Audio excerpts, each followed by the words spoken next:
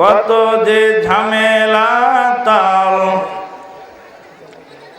কত যে ঝামেলা তার, দিন রাত ছুটাছুটি সকাল ও সাঁঝে, সময় হয় না তার দিনের কাজে, শুধু সময় জোটে না তার দিনের কাজে। দিন কায়েমের তরে মনে তার সারা জাগে না, ভীতি ও ক্ষতির পথ একদম ভালো লাগে না। কত কাল কেটে গেল কত আয়োজনে,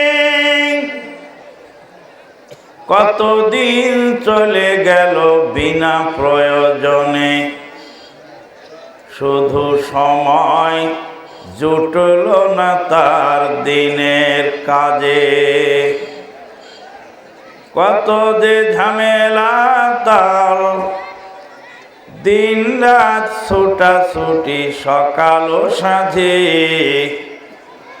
সময় হয় না তার দিনের কাজে।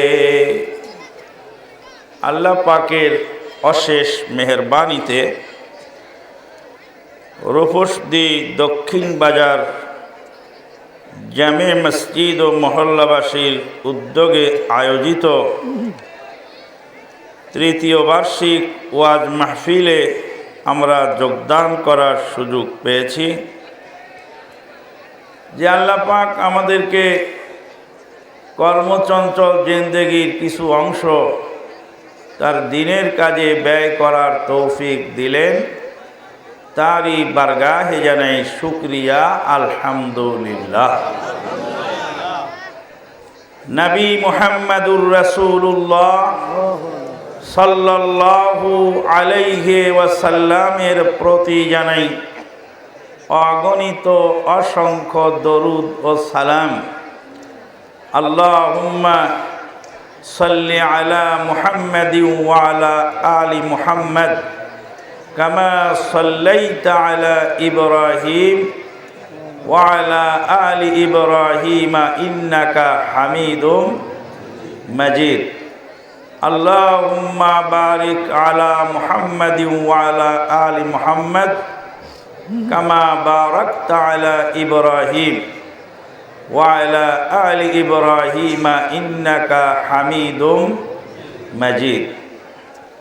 মোহতারাম সভাপতি, মাননীয় পরিচালক, উপস্থিত উলামায়ে কেরাম ও সুধী মণ্ডলী, দূর দূরান্ত থেকে আগত সমাগত ভক্তিভাজন মুরব্বিয়ান, সমবয়সী বন্ধুবর্গ, স্নেহের বয়োকনিষ্ঠ ভ্রাতৃ ও শ্রোতৃমণ্ডলী, জবানিকার অন্তরালে অদূরে সুদূরে শ্রদ্ধাস্পদিনী স্নেহাশিস মা ও ভগ্নীগণ, আমরা অনেক দূর থেকে এসেছি। আমাদের বাসা রাজশাহী।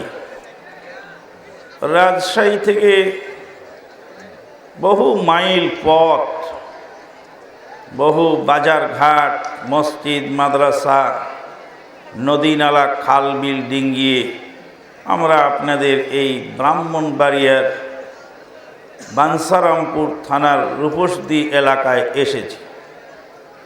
আমরা তো আসতে পারি না, আমাদের আল্লাহ আমাদেরকে এনেছেন তাই আসতে পেরেছি। আল্লাহ যদি কাউকে তৌফিক না দেন তাহলে সে কাজ করতে পারে না, পারে কি?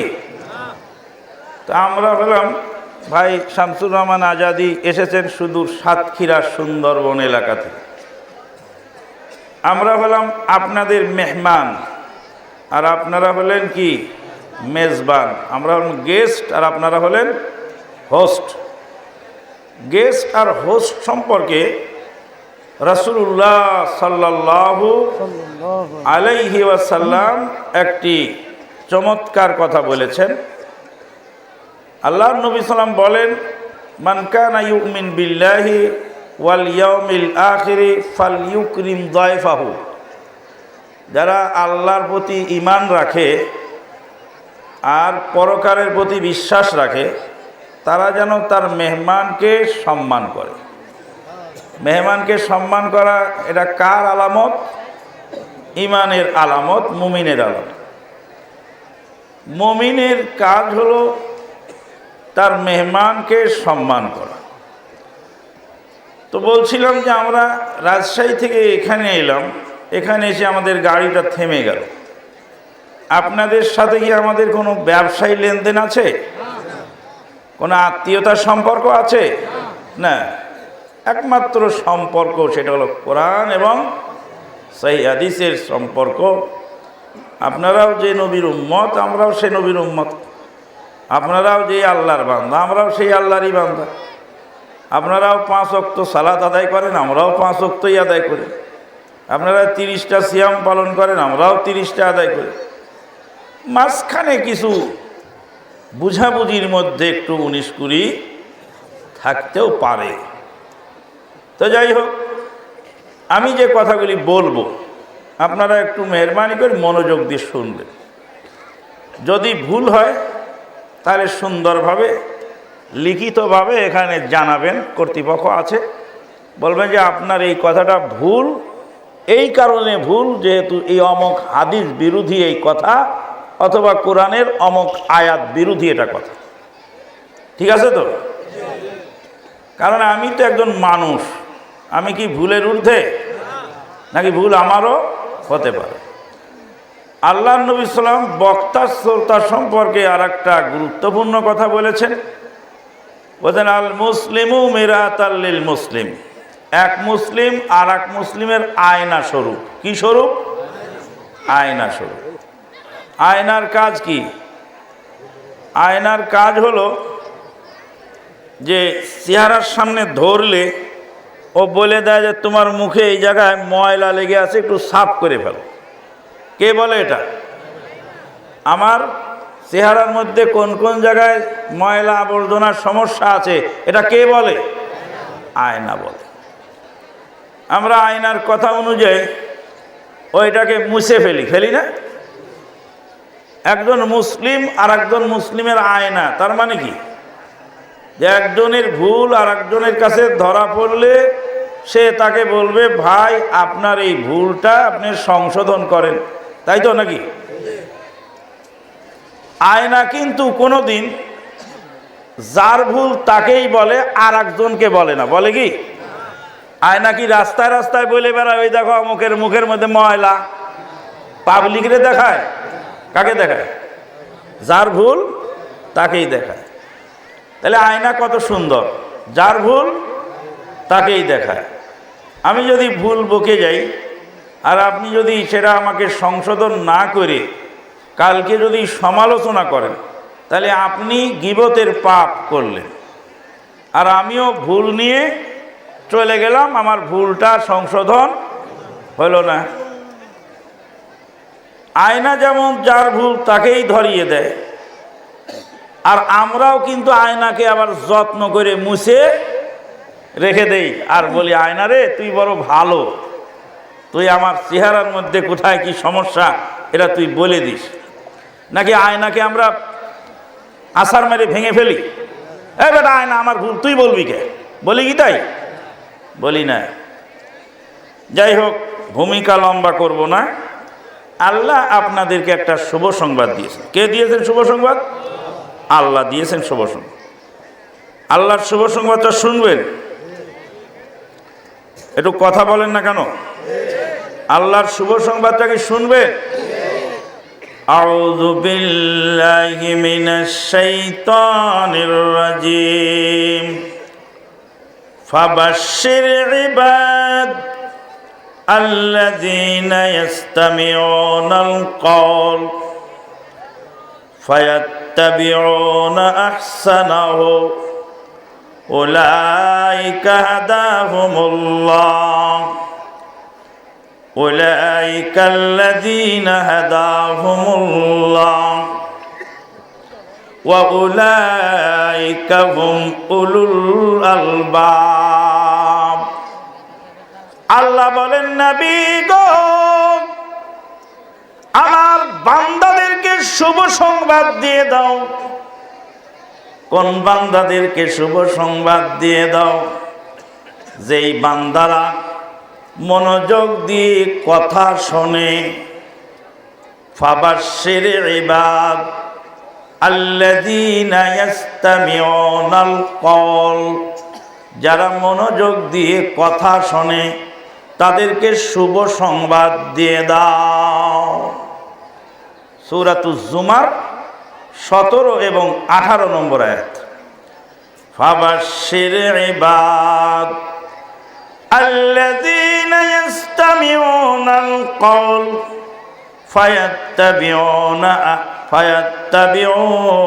আহসানাহু, যারা মনোযোগ দিয়ে কথা শোনে আর কথার ভিতরের ভালো কথাগুলি গ্রহণ করে আর খারাপ কথাগুলি বর্জন করে। বক্তার সব কথাই মানা যাবে না। এক শ্রেণীর বক্তা আছে, ওয়াজের স্টেজে উঠে গালাগালি করে, আছে না? এক শ্রেণীর বক্তা আছে, ওয়াজের স্টেজে চ্যালেঞ্জ ছুঁড়ে মারে। চ্যালেঞ্জ ছুঁড়ে মারা কোনো আলেমের কাজ নয়।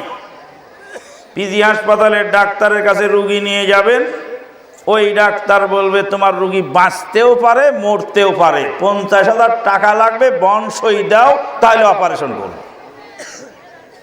বনসই না দিলে কি ওই জার্মান থেকে পড়ে আসা ডাক্তার অপারেশনে হাত দেয়? দেয় না। কিন্তু ওই যে শ্রীপুরের ট্যাবলেট বিক্রি করে দড়িকান্দির হাটে না বরিকান্দির হাটে, ও বলে 80 বছরের যুবক বৃদ্ধকে আমি 20 বছরের যুবক বানায় দেব, আমার ওষুধ খেয়ে ফল না হলে মূল্য ফেরত। ওর কি কোনো ডিগ্রি আছে? কথা বলেন, ওর কি কোনো ডিগ্রি আছে? যার ডিগ্রি নাই, মাটির গাছ পাতা বেটে বড়ি বানিয়ে রাস্তায় বেচে, ওই কিন্তু চ্যালেঞ্জ ছুঁড়ে মারে। কিন্তু জার্মান থেকে পড়ে আসা ডাক্তার, সে পিজি হাসপাতালে ডাক্তারি করে, সে বলে তোমার রোগী বাঁচতেও পারে মরতেও পারে। জীবন মরণ কার হাতে? জোরে বলেন, কার হাতে? আল্লাহর হাতে। বাঞ্ছারামপুর হাসপাতাল আছে না? কয়শো বেডের হাসপাতাল?